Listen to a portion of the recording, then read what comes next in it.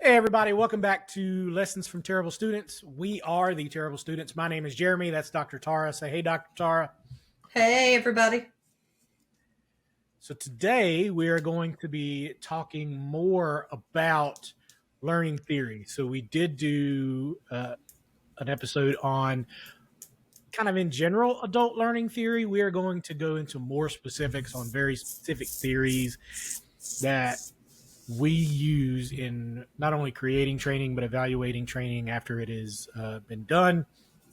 Before we get into any of the details, I want to remind everybody that this podcast is brought to you by Lumius. With Lumius, we are your partner in learning.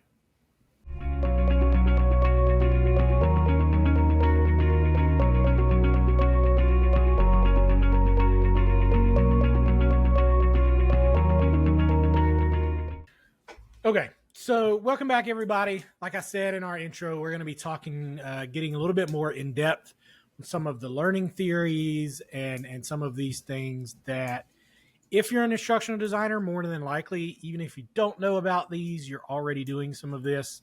We kind of went over that rationale in our adult learning theory episode, but I just wanted to reiterate it here. It does still go along with this. These are some of the learning theories and the science behind why good learning works and why bad learning doesn't work. So, Tara, please forgive me if I murdered that intro for you, but that's kind of how I think about it in my head. Again, we're going to lean on Tara a good bit here because while I do know these theories, I think she can speak a lot more intelligently upon it because of she's the doctor. That's what she does. So, Well, now there's all kinds of pressure for me not to mess this up. Great. yeah, exactly. That was the point. Yeah. Do it. No, you are exactly Shia LaBeouf right. would say. As Shia LaBeouf would say. You're probably already doing this. Everybody's already doing this, most likely. However, you may not know why you're doing it, and you may not be doing it completely. You see a lot of this touched on, but not necessarily carried all the way out through fruition and to the end of it. So we're going to talk today about Bloom's Taxonomy. We're going to talk about self-directed learning, which is really multiple theories that I've just kind of rolled up into the self-directed learning title. And then we're going to talk about Kirkpatrick, which is about evaluation. Put those in that order for a reason, because usually Bloom's comes at the beginning. Your self-directed learning. Almost the first thing you're going to learn. Exactly. Is as an instructional designer. Literally, when I started as an instructional designer, they handed me a printout of Bloom's Taxonomy. Yep. And before I even got my laptop, and they said, "Here." Was it a verb? Did it have a verb list, or was it just what the taxonomy high levels were? I think it was either a circle or a flower. It was an infographic. Sure. And it had it went down to, so for those that, a little bit of a spoiler here for what we're about to go over. Bloom's Taxonomy is leaned heavily when you're writing learning objectives. So one of the first things that I learned all of my instructional designery, that's my term, on the job. So one of the things, I was very lucky to have extremely intelligent and smart people when it comes to instructional design working at the same company that I was working for when I started.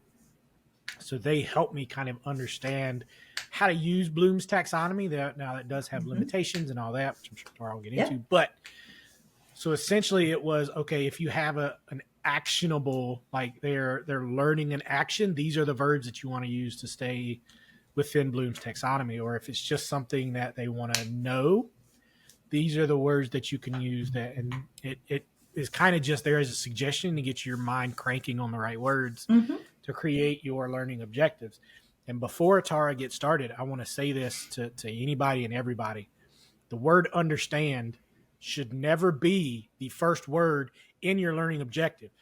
I don't care. Like, I understand that you're going to want it to be because you think that it makes sense, and it may make sense. That does not mean it's a good learning objective. That is right. And I'll tell you why. Yes.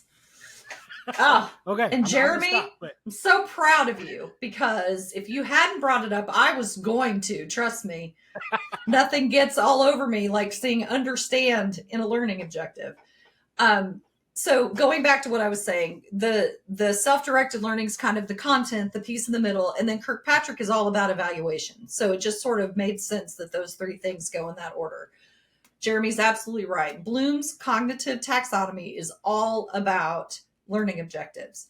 It is about what you want your learners to know and what you want your learners to do in a particular learning event. You typically will look at these at the module level or course level. There will be, you can have program objectives and big high level goals and that sort of thing, but I'm talking about, we are going to teach a course on how to use this pen. Not sponsored, by the way, by these people, but call me. If they want a sponsor, but if they want, call me. So if I'm going to teach somebody how to use this pen, that's all I need to be thinking about in this class. And what business goal is that? Well, say I'm the person who, we are the company that sells this pen, and we want to increase the sales of this pen by 5%. And we are going to train our salespeople on how to do that. That is a very specific business goal.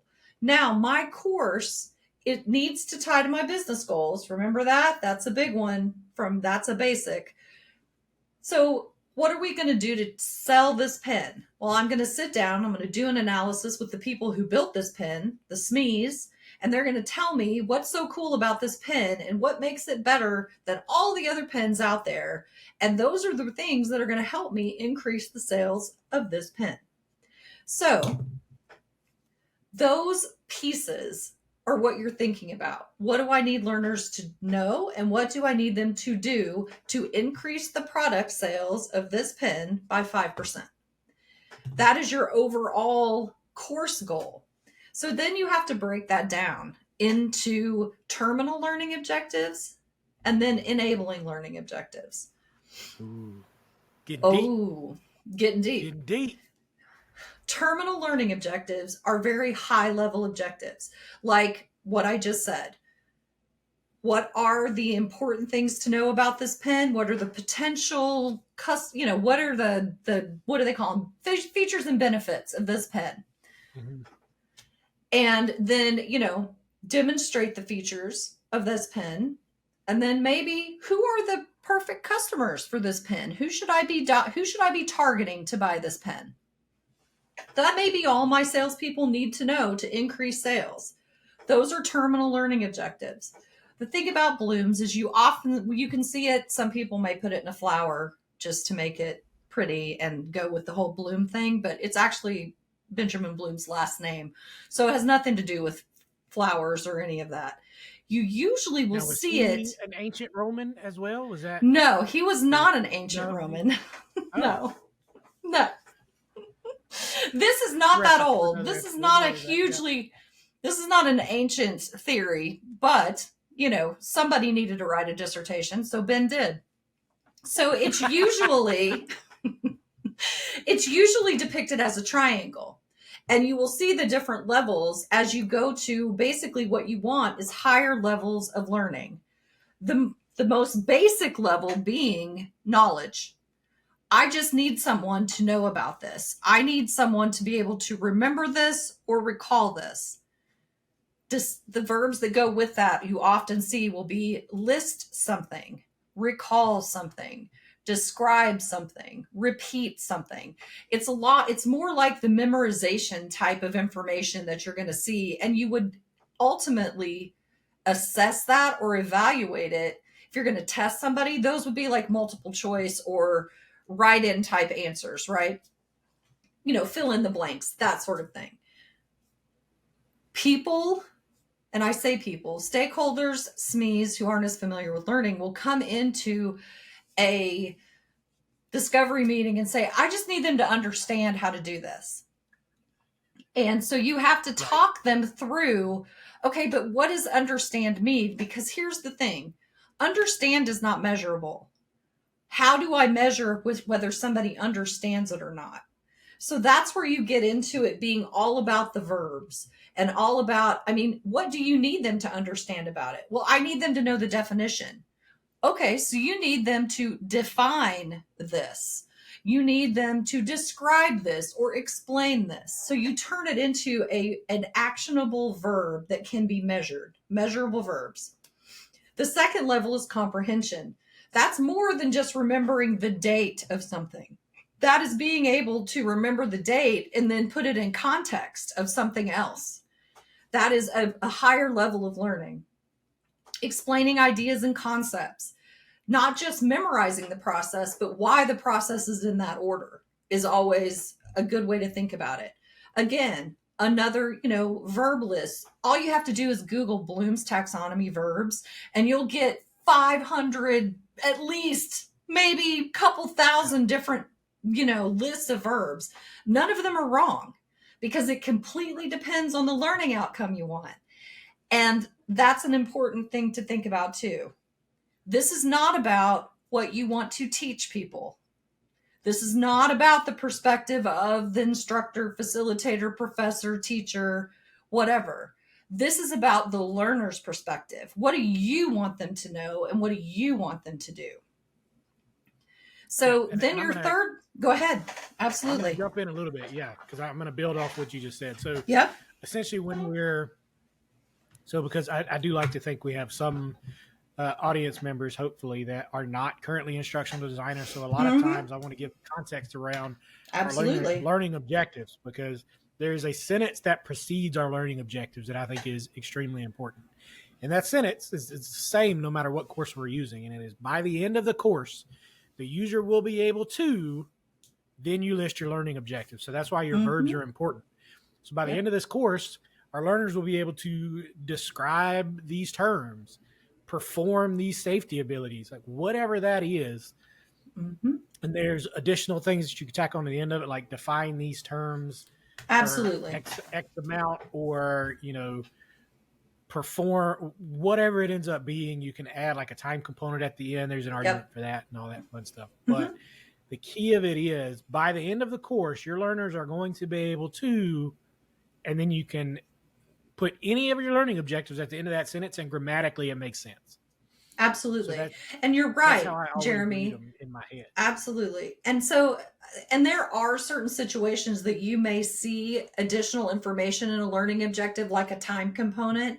I know one of them that I specifically remember working with when I was writing stuff for firefighters is they have to be able to don and doff their equipment in a certain amount of time. So it's appropriate to say, at the end of this course, the learner will be able to don their equipment in 2 minutes or whatever, to 100% accuracy. You can even put an additional requirement on the end of it. You don't see that a lot in corporate training and things like that, because it's usually nobody's going to go measure all that stuff. To get those specific things when it comes, because most of them are more like knowledgeable ideals rather than actual processes they have to complete. Exactly. So that goes into creating. And I did look it up. We don't have a producer here at Lessons from Terrible Students. So I Wikipedia'd when Bloom came around. It was the late 40s to early 50s. You might as well just type it in Chat GPT. What are you doing? This is not a scholarly paper, okay? I can use Wikipedia as a reference on a podcast. Thank you very much. Okay, I'll let you do it this time, but you are going to have to produce a paper with actual academic support, okay? Anyway, so that's anyway. I just wanted to jump in here a little bit. Yeah, so you were talking about comprehension, moving to comprehension. Once you get there, you're kind of out of like the knowledge-based stuff. There's knowledge and there's performance. Knowledge-based stuff is kind of the describe, the list, repeat, explain stuff. You might take a multiple choice test to determine whether or not someone has obtained this knowledge, right? Or retained this knowledge and can use it.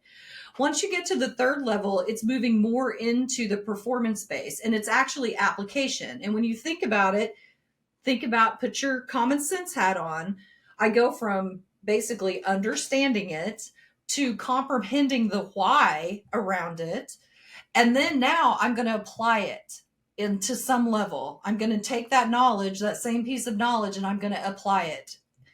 And that can be, basically it's usually using the information in the way in which it's intended. You're not creating new uses a lot of times. You are just you're doing the process the way that you've been taught to do the process. And you know why you're doing it. That's like chart, demonstrate, solve, those kinds of verbs, whatever it looks like you need to do. Then you get to the fourth level, and that's analyze. That's a whole other level of learning where you are actually going to be distinguishing between the different parts of something. Maybe you are looking at that process and now you may understand it and comprehend it. You may have applied it, but now we want you to analyze that process. Does it do what it's supposed to do? Do you understand how it breaks down? Can you figure out how it works from that point of view of analyzing it and taking it apart? Sometimes that's used, the verbs you see are compare, differentiate, that kind of thing. When you get to the fifth level, it's evaluation. That's about justifying your position. I do it this way because of this, this, and this. That's a decision point also. You could ask someone, that's critical thinking type of stuff. I'm going to give you this scenario and ask you to evaluate this information and then make a determination about something. That's so a lot of the verbs around that sometimes are assess things, appraise things, determine, the outcome of something. So that's an even higher level. And then you get to the top level, which is create or synthesize. There have been different people who had to write dissertations who have tried to flip, evaluate, and synthesize. I'm old school. Create or synthesize goes on top. I'm sorry. That's just the way it goes. You can argue with me all you want. I don't care. You're not going to change my mind. But the whole idea of that is you can use the knowledge you have. Think about all of your levels you've gone through. You can now use that knowledge to create something completely different. Use that information in a different way. Problem solve, right? You are going to teach someone maybe to troubleshoot through something, a specific scenario, but you really want them to be able to take the problem solving piece of that and apply it to something completely different. You want them to recognize that and be able to do that. And that is, your hypothesis and your structuring, that sort of thing, about creating new ways to use the information. And that really is a higher level of learning. So your verbs will determine what that looks like. Now, when you're working with your terminal learning objectives, which are usually high level objectives, that's like your main points for the entire class.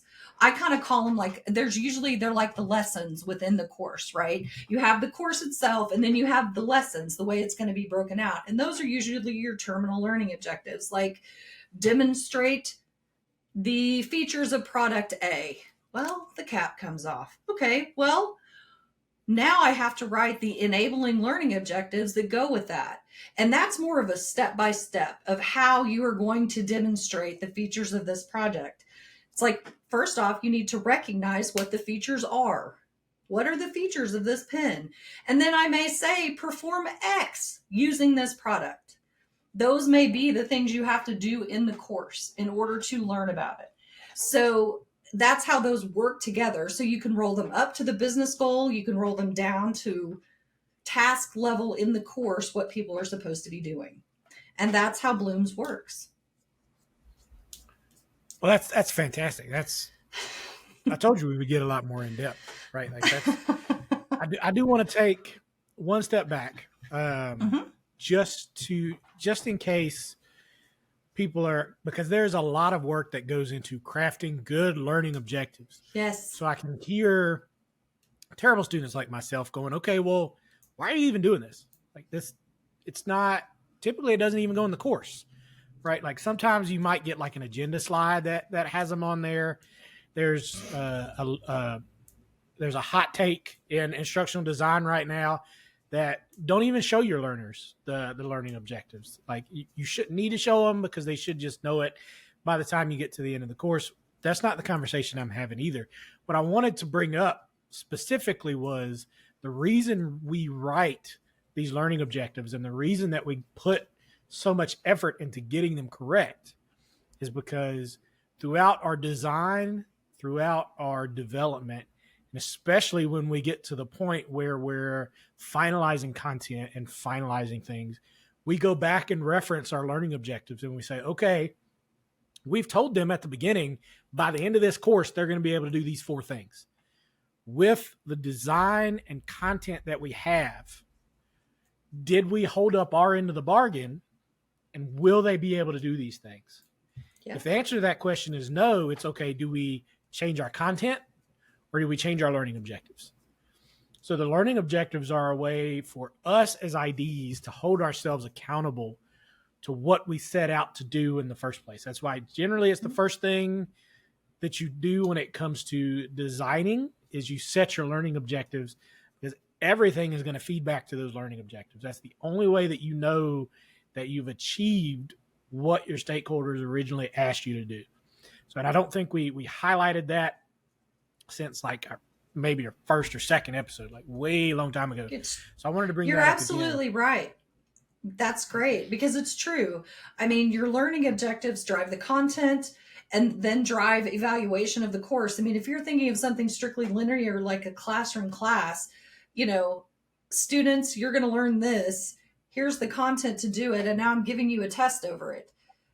That test, I mean, well-written learning objectives can pretty much be turned into test questions. There's the little secret tip for you. If you write them right, you can turn them into test questions at the end if you need them. So that's, you always start learning with the end in mind. What outcome are we looking for? So Blooms helps you break that down into the pieces. And I know that there are some that do not allow enough time to try to figure this part out and try to get them. But I will argue till this is a hill I would probably be willing to die on, is that you have to have learning objectives. Otherwise, how do you know what you're doing? How do you keep it in scope? How do you know if something's within scope? That's how you determine that it is. Like my pen. If somebody comes in here and brings me this pen, I'm going to say, no, that is not in my scope. I don't care how to use this pen. We are talking about this pen. Have you seen Wolf of Wall Street? Of course. So the whole, between Leonardo DiCaprio and John Barenthal, 2 very, very good actors.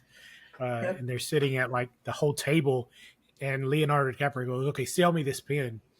And John Barenthal does the best, where he essentially says, hey, sign this. I don't remember exactly what it was, but essentially write something on this piece of paper.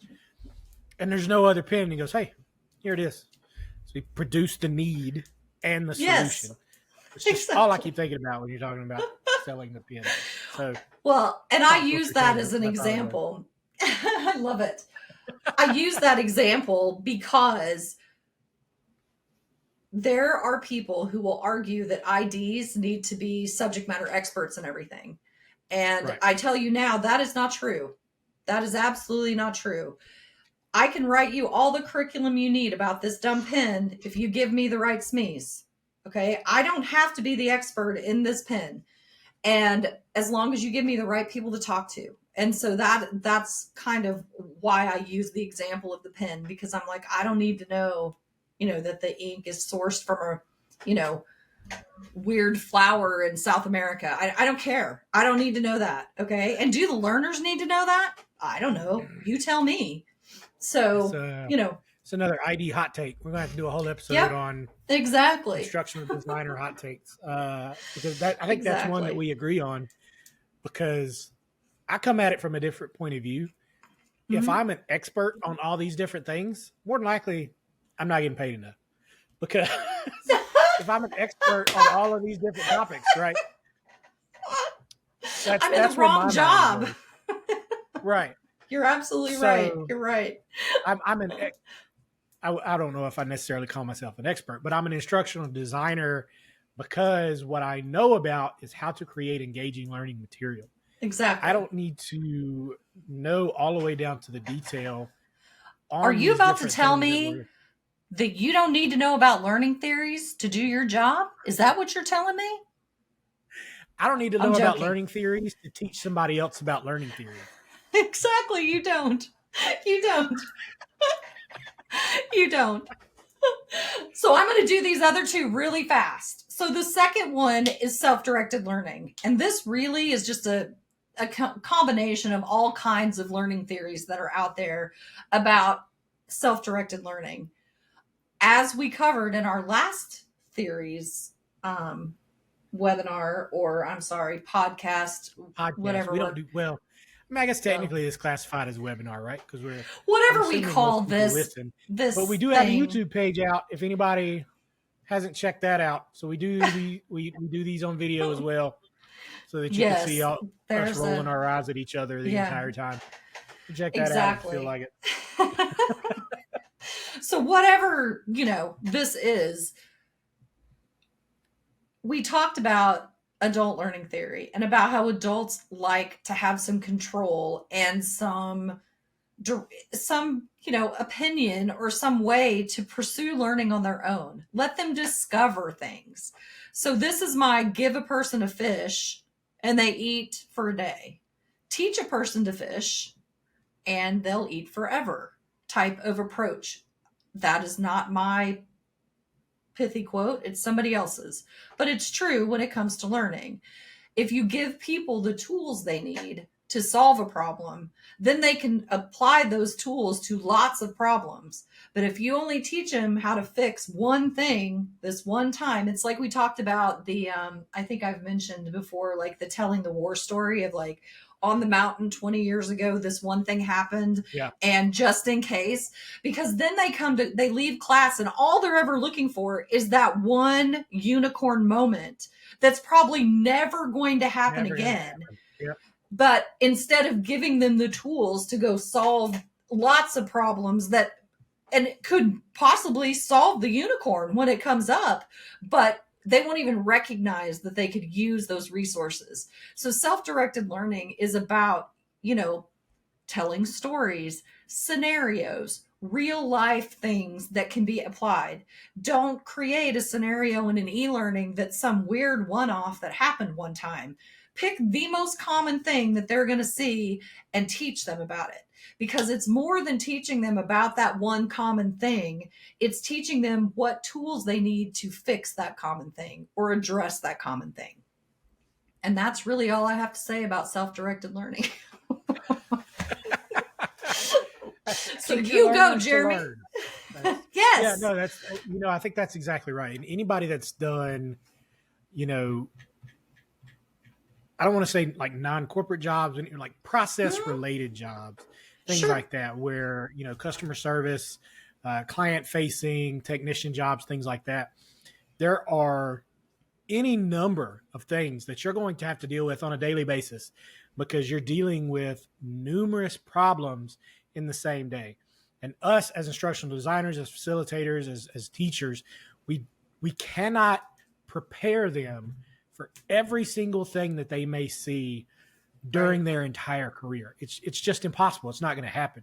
What we can do is show them the common examples that they're going to come across. And then if you see something that doesn't fall into these things that we've already talked about, this is where you go. Direct them towards, your knowledge center. If you're lucky enough to work with a company that has like a knowledge bank, knowledge center, somewhere where, people doing the job actually write articles on how to deal with these things. It's a fantastic, reference point to go to. Employee handbooks, sometimes they can be one if you're, in an HR type thing where, say you're an HR generalist and you don't really know what the policy is. Tell them where to go find that policy. Tell them how to get there. There should always be, and I try to do this in every one of my courses. I will have my introduction, I will have the content, and then the last thing I have is resource links. Okay, if something comes up that is not explicitly covered in these, or if you just have questions, this is where you go. And it's going to be, a link to a web page, a link to a document. In my opinion, worst case scenario, an email, because, communication is a whole other. It changes. Yeah, and it changes. The possibility of it changing too often, then you have to go back in and change it all the time in the course. So yeah, you want to give them tools that are there and are reasonably static so that they can reach them when they need them. Yeah. Exactly. So that's what we're talking about when we say, teach them how to learn, teach them how to fish, because somewhere, more than likely, I'm not saying this is true for every company. More than likely, there are some learning documents that have already been created that you can reference to, even if I wouldn't say that you want to embed it in the course because that creates a whole other versioning issue and things like that. But putting it on a SharePoint, putting it on a Dropbox, some central location that can be accessed throughout the company can exponentially increase the ability of your employees to do their jobs, because there's going to be a point where they see something that was not covered in training.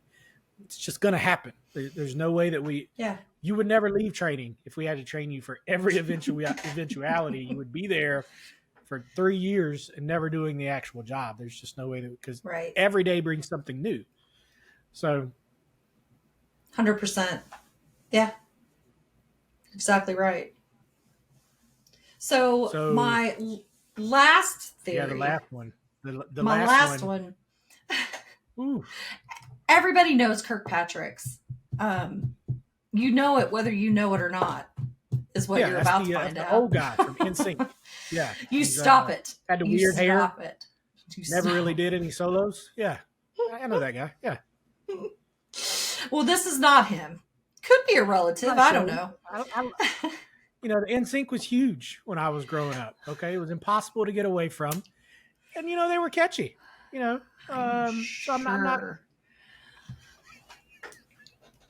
I'm not ashamed by that. I'm a Linkin Park guy myself. So you're a boy band fan. I didn't really peg you for that, but I got it. Technically, Linkin Park is a boy band. They are all men. Technically, and they are absolutely. So, but yeah, no, I'm sorry. You can't take it back. You said something. We're talking about Don Kirkpatrick. So many years ago, Don Kirkpatrick sat down and said, you know what? We need to figure out a way to evaluate learning. And he probably needed to write a dissertation, because that's what they all do.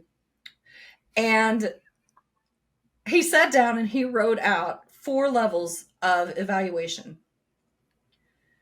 These tie back to all the reasons why we said you need to have measurable objectives, because evaluation is more than just the first level of Kirkpatrick, which is the one you see the most often. The first level is basically learner reaction to the training event, or what did you call them before? Training. I call them smiley sheets. No. The different pieces of learning. You said it rolls them all into entities, not entities, like learning objects. Objects, that's it. Yep. But you're right, it's a smile sheet. Did the learner like it? Quick. Yes. Yeah. I want to clarify what we're talking about real quick, because I think evaluation sometimes gets confused. So what we are not talking about is a final knowledge check or a test or something like that. An assessment. That's a different thing. No. That's not what we're talking about. So these evaluations happen after all of the course is done. So after every bit of your content is complete, after your users have already taken the test, so this first level that Tara is talking about, a lot of times in my experience of where I've been, it's a sheet that's handed out on the last day of training within the last 10 minutes. Like they're walking, like they're done with their test. Now you're going to fill out this smiley sheet on how we think this class went. So they're running to catch their flights back home for the end of the week. And so you don't give them their certificate till they do their smiley sheet. So you can get the feedback, because then you have to evaluate the feedback to see if students like the course or not. As Jeremy said, this is not about assessment. That's a totally different thing. This is evaluating how good a course is, how good a program is. You can even do this first level. You could even do the second level that we'll talk about in a minute. You could do that. Like when I've piloted courses in the past, we have done it lesson by lesson. So we know about, whether lessons are meeting the needs in every single module in a week-long course. It's a lot of smile sheets and a lot of feedback, but it gives you tons of data to work with. And, data is all about numbers. You get better numbers and better results if you have lots of data. So the more you can generate, the better. But the first level of Kirkpatrick's is strictly learner reaction. This is like, did I find it engaging? Did the instructor know what they were talking about? Were the materials good? You know, and usually the feedback you get on those, somebody either checks all fives, all ones, or all threes, and they just leave. And the feedback you'll get is the coffee should be free or the room was too cold. That's all you will ever hear. Make sure you leave open-ended comments on your level yes. one. You always leave one. Tara is absolutely right. You're going to get somewhere it's like, I'm sorry, who orders such and such restaurant for lunch? That's terrible. And you're going to get all ones on that. Has nothing to do with the class whatsoever. Has nothing to do with the class. Exactly. So you know which questions, you know, great. That's feedback for the training center or wherever, right? Don't make them pay for coffee. The second level evaluation, which can be tied in with a smile sheet. And I'm going to tell you how you can do that. But the second one is about, did learning take place? I mean, that's why they're there, right? I don't really care whether they were happy about it or not. Did you learn anything? So that's where you can tie your objectives. You can turn those objectives around and say, I feel more confident completing X task than I did at the beginning of class, and have them, you know, select on their Likert scale, strongly agree to disagree. And you can find out based on every one of your learning objectives, whether someone feels like, because they haven't done it yet, but they feel like, I have the confidence to go out and perform this task. I can perform this task when I leave this room. That's the kind of information you want to get from that. Yeah. Go ahead, Jeremy. I'm going to take a small tangent. Let's define Likert scale, because I know what that is. And I think anybody that's like, if you've taken a what house in Harry Potter am I quiz, you've more than likely seen a Likert scale. You just didn't know what it was, or, you know, which Game of Thrones house do I fall into back when that show was still culturally relevant. So, you know, a Likert scale is essentially House of Dragons, Jeremy, 100%. Okay. We've had a conversation about this ever since the last season of Game of Thrones. Everybody forgot it was a thing. Okay. It was a huge cultural moment all the way up until the last season. And then I don't disagree. Okay. I don't disagree. The last season was a bust. I have never seen something fall so quickly out of the zeitgeist as Game of Thrones did after that final season. It was ridiculous. It was bad. It was now bad. I feel Thumbs like down. I need to define zeitgeist. That's just pop culture in a nutshell is what zeitgeist means. But anyway, let me get back to what I was originally defining, which was a Likert scale. So if you've ever taken, a lot of times you'll see these if you're applying for jobs and they have like the weird personality test you have to go through. That's a whole other conversation, but you'll have a statement and then usually between 5 to 7 selections of strongly agree on one end, strongly disagree on the other end, with a neutral in the middle. So that's the Likert scale. Is, you know, if the question is, okay, I like dogs, strongly agree, strongly disagree, put yourself somewhere on this scale. So that's what a Likert scale is. So I just wanted to make sure anytime we drop terms like that, I want to make sure we define them just in case.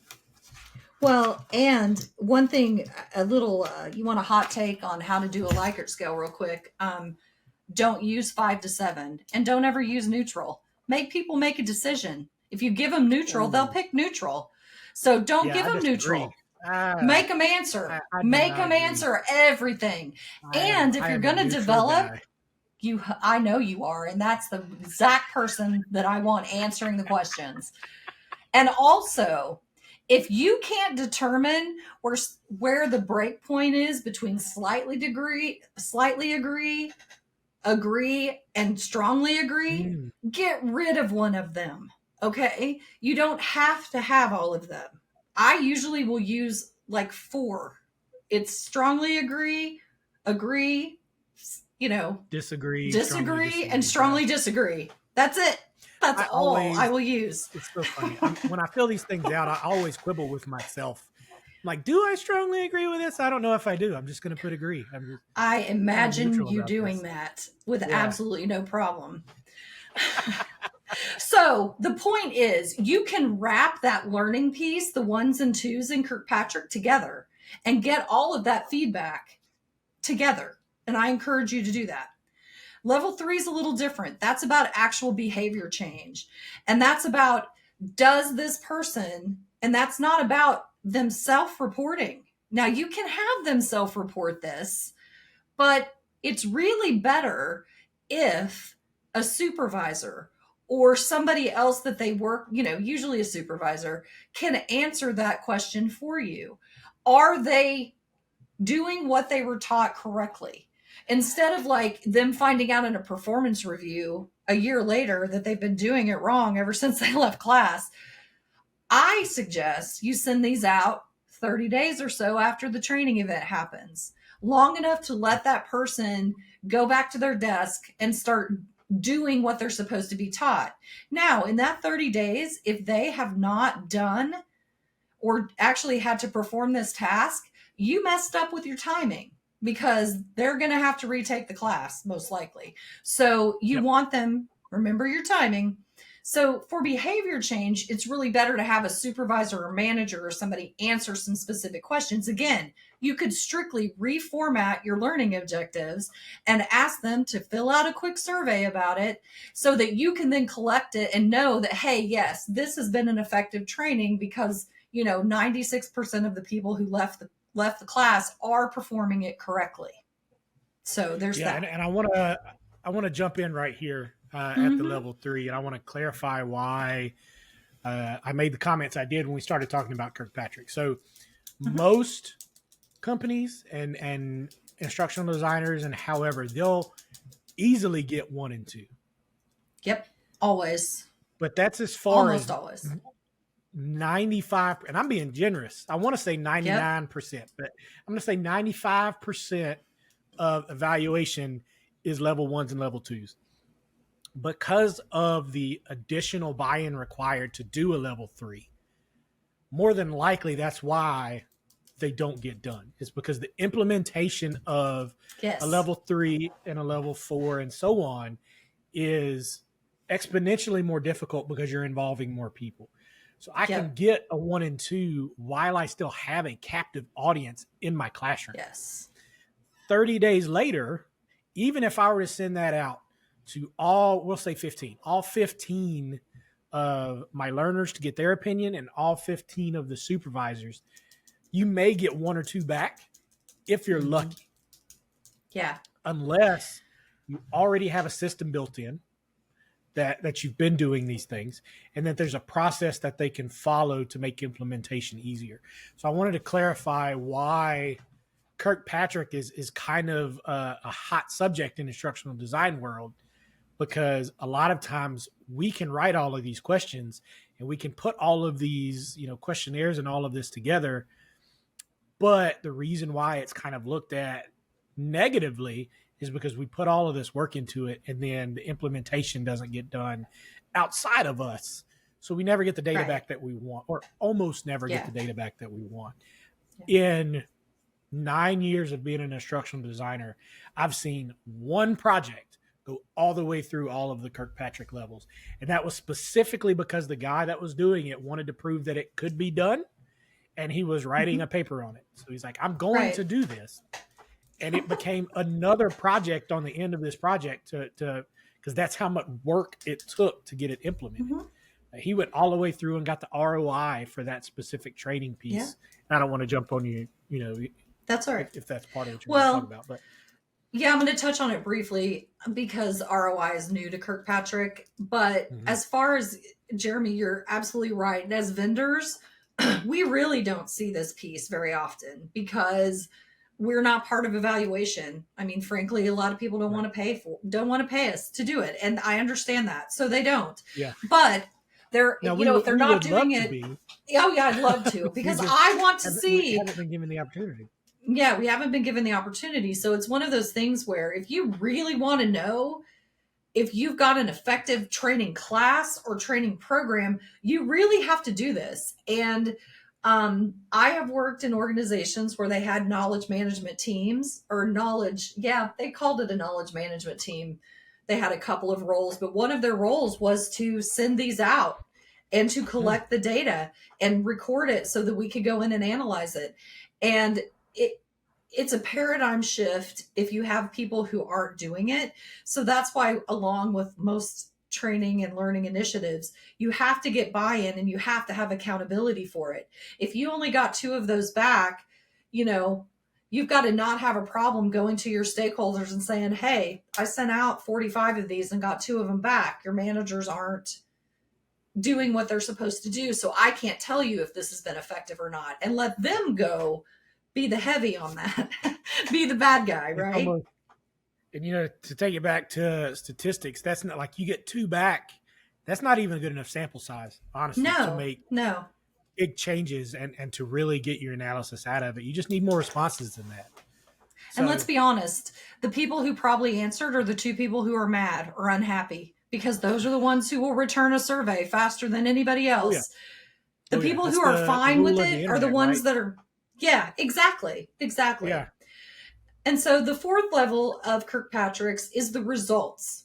Did this learning event do what we wanted it to do in relation to business goals?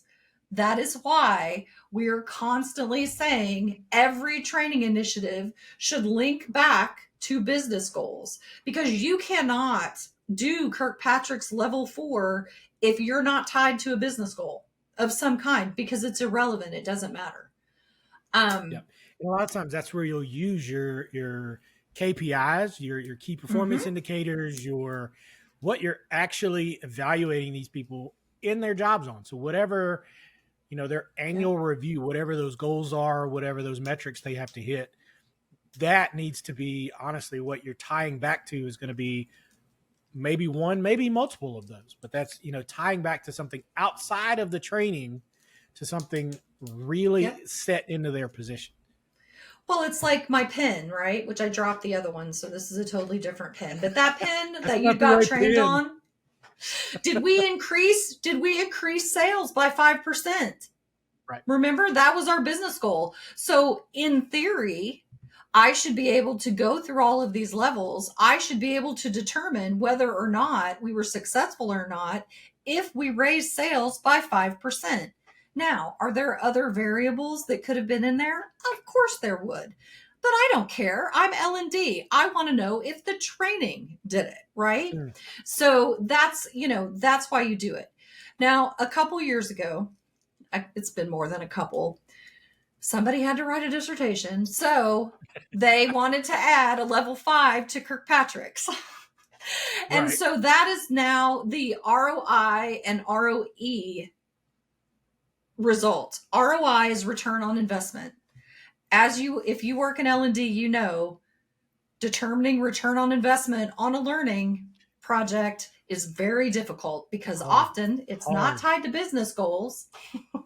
Or B, it costs money, it doesn't make money.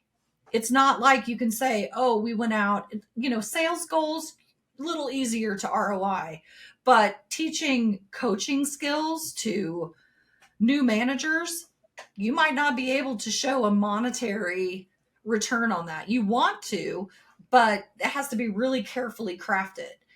The other part of Yeah. that is ROE, which is return on expectations, which I kind of like a little bit. It's a little fuzzy math, but what did you expect to happen? Did you expect to retain more people with your coaching initiative? What did you expect to happen?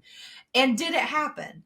That is, for those learning experiences that just are not, they're just hard to come up with monetary things for. Return on expectations is a good thing you could use.